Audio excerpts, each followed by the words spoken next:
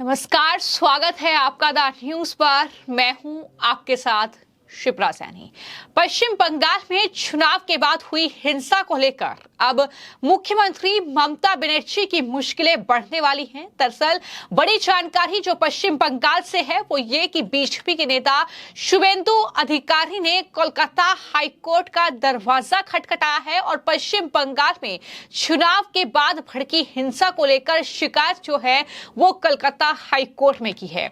शुभेंदु अधिकारी का आरोप यह है कि लोकसभा चुनाव के बाद पश्चिम बंगाल में हिंसा की कई घटनाएं हो रही हैं, जिस पर हाईकोर्ट को संज्ञान लेना चाहिए। शुभेंदु अधिकारी की ओर से पेश हुए वकील बिलवाधल भट्टाचार्य ने मुख्य न्यायाधीश टीएस शिवगणम और साथ ही न्यायमूर्ति हिरण्मय भट्टाचार्य की खंडपीठ का दरवाजा खटखटाया और कहा कि याचिकाकर्ता पश्चिम बंगाल में विपक्ष के नेता होने के नाते पार्टी कार्यकर्ताओं के खिलाफ चुनाव के बाद की हिंसा की घटनाओं से काफी ज्यादा चिंतित हैं और उनके लिए सुरक्षा के आदेश की मांग कर रहे हैं। इसमें यह भी कहा गया कि राज्य भर में हिंसा की अनेक घटनाएं हुई हैं और सत्तारूढ़ पार्टी के सदस्य और कार्यकर्ता जो विरोधी पार्टी हैं उनके कार्यकर्ताओं के खिलाफ हिंसा में शामिल है। बीजेपी सदस्य और अधिवक्ता प्रियंका टिब्रेवाल ने इस तरह की याचिका का उल्लेख किया और कोर्ट ने दोनों याचिकाओं को 12 जून को सुनवाई के लिए शॉर्टलिस्ट कर लिया है। यानी 12 जून को अब इस याचिका की सुनवाई होगी। जो दो याचिकाएं हाई कोर्ट में दायर की गई हैं, 12 जून के लिए उन्हें लिस्टेड कर लिया गया है।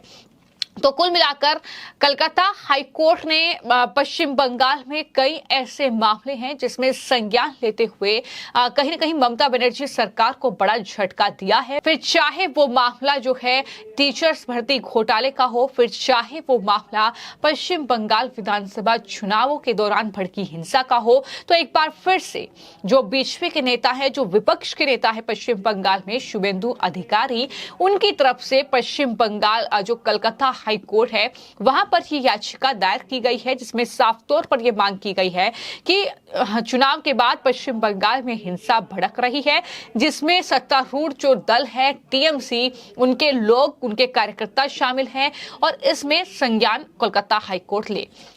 इससे पहले कोलकाता हाईकोर्ट की अवकाश पीठ ने पश्चिम बंगाल पुलिस को चुनाव के बाद की हिंसा की शिकायतों को ईमेल के माध्यम से लेने और उन्हें सार्वजनिक डोमेन में प्रकाशित करने का निर्देश दिया था। कोर्ट ने इस बारे में पुलिस से हलफनामा मांगा था और साथ ही चेतावनी दी थी कि अगर इन शिकायतों की कानून के तौर पर जांच नहीं की गई तो उचित आदेश पारित किए जाएंगे। पहले से ही पश्चिम बंगाल में कलकत्ता हाईकोर्ट का ये पुलिस को निर्देश था, लेकिन कुल मिलाकर फिलहाल पश्चिम बंगाल में जो तस्वीर देखने को मिल रही है वो ये कि चुनाव से पहले हिंसा, चुनाव के बीच हिंसा और चुनाव के बाद हिंसा, ये आज की तस्वीर नहीं है। ये पश्चिम बंगाल में जब जब चुनाव होते हैं तब तब हिंसा होती है। पश्चिम बंगाल में ऐसा कोई चुनाव नहीं जो हिंसा के बिना शांतिपूर्वक तरीके से खत्म हुआ हो। अगर चुनाव में हिंसा नहीं होगी तो चुनाव नतीजों के बाद हिंसा होगी और हिंसा का आलम यह है कि वहां पर बीजेपी के जो दफ्तर हैं उन पर दरअसल आगजनी की जाती है, वहां पर बीजेपी कार्यकर्ताओं के साथ मारपीट होती है, वहां पर बीजेपी वोटर्स के साथ मारपीट होती है और न सिर्फ मारपीट होती है, ऐसे भी कई मामले सामने आए हैं जहां पर गोलियों से भून दिया जाता है और इन तमाम चीजों का आरोप बीजेपी सीधे तौर पर टीएमसी के कार्यकर्ताओं, टीएमसी के लोगों पर लगाती है। और यही वजह है कि लोकसभा चुनाव 2024 जैसे ही खत्म हुआ, हिंसा की तस्वीरें देखने को मिली। जैसे ही नतीजे सामने आए, नतीजे भले ही सत्ताधारी दल टीएमसी के पक्ष में आते हों, लेकिन वहां जिन सीटों पर बीजेपी कामयाब हुई वहां पर भी लोगों को डराया और धमकाया जाता है, वहां पर बीजेपी कार्यकर्ताओं को टारगेट किया जाता है, वहां पर बीजेपी नेताओं को टारगेट किया जाता है और बीजेपी दफ्तरों को टारगेट किया जाता है। ये तस्वीरें लगातार पश्चिम पश्चिम बंगाल में हमने देखी है। और हाल ही की अगर बात की जाए, जिनके आधार पर शुभेंदु अधिकारी ने कोलकाता हाई कोर्ट में ये याचिका दायर की है, मैं आपको जानकारी दे दूं कि चुनाव नतीजे आने के बाद कूच बिहार में एक बीजेपी कार्यकर्ता पर टीएमसी से जुड़े लोगों ने बंदूक से हमला करने का आरोप लगाया। तो वहीं टीएमसी के कार्यकर्ताओं पर आरोप यह है कि उन्होंने बीजेपी के दफ्तर को ही फूंक दिया। तो इस तरीके में तोड़फोड़ दफ्तरों में की गई है बीजेपी के, ये आरोप सीधे तौर पर बीजेपी का है। इसके अलावा खबर यह भी है कि वहां पर बीजेपी कार्यकर्ताओं पर भी हमले हुए हैं, उनका सर फूटा है।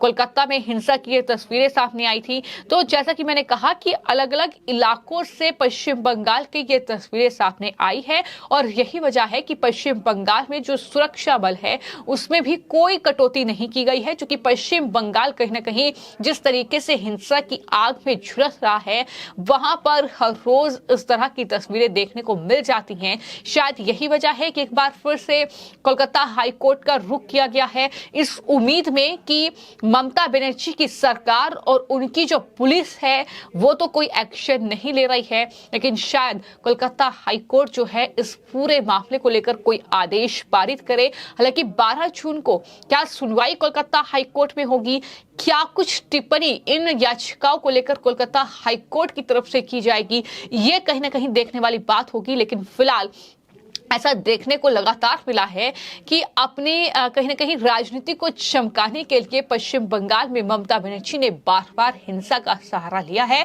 और कानून व्यवस्था तो पश्चिम बंगाल की छोड़ ही दीजिए, वो तो राम भरोसे है।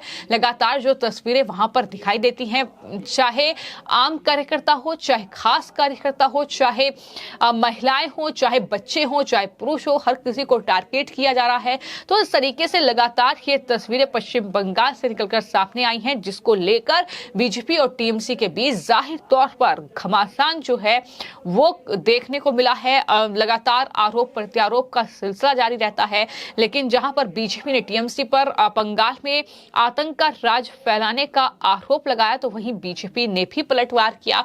तो कुछ इस तरह की तस्वीर जो है पश्चिम बंगाल में लगातार देखने को मिली है।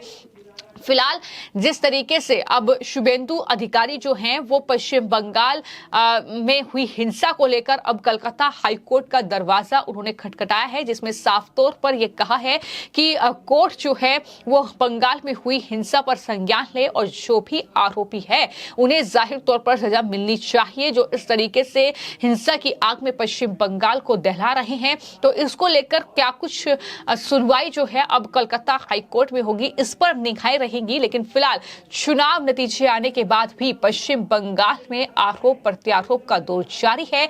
सरकार बीजेपी ने बना ली है, इसके बाद ममता बनर्जी क्या कुछ उनका रुख होगा, किस तरीके का माहौल पश्चिम बंगाल में देखने को मिलेगा, यह कहीं ना कहीं आने वाले वक्त में देखना होगा।